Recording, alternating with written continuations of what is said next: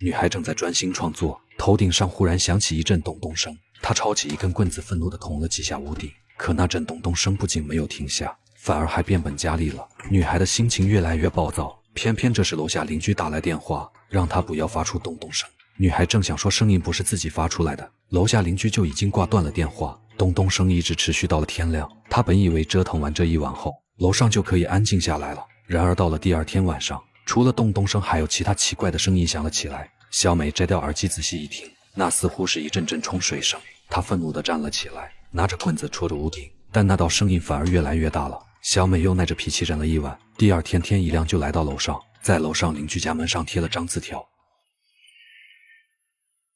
只是她发现楼上的门并没有锁好，于是便轻轻扒开了那条门缝。계세요？ 아무도 안 계세요？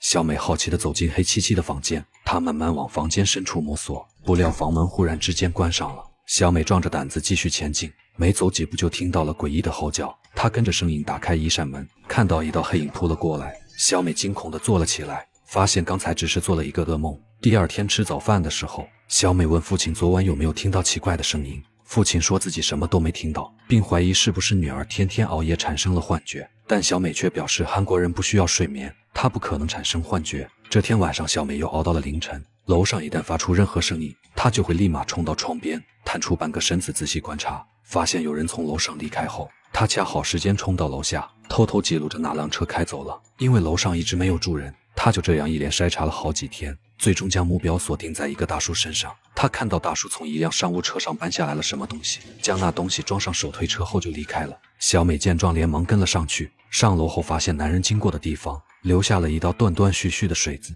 小美用手蘸了一点水，但也没尝出个所以然来。这晚大叔一直没有离开房间，小美只能先回家再做下一步计划。然而马上就到中午了，大叔还是没有离开房间。于是小美盯上了大叔的商务车，她绕着车子观察了一圈，然后不经意一拉，竟然将车门拉开了。眼看四下无人，小美就壮着胆子来到车上。她发现了一本奇怪的经书，还有几瓶包装独特的水。就在她想要进一步探索时，楼上的大叔出来了。小美连忙躲了起来，她震惊地瞪大眼睛，竟然在车座下面看到了一把染血的小刀。万幸的是，大叔上车后并没有发现小美。小美松了一口气，开始思考怎么离开这辆车。然而就在这时，她的手机竟然响了一声，恰巧大叔也收到了一条信息，这才让小美躲过一劫。但是下一秒，小美的手机又响了起来，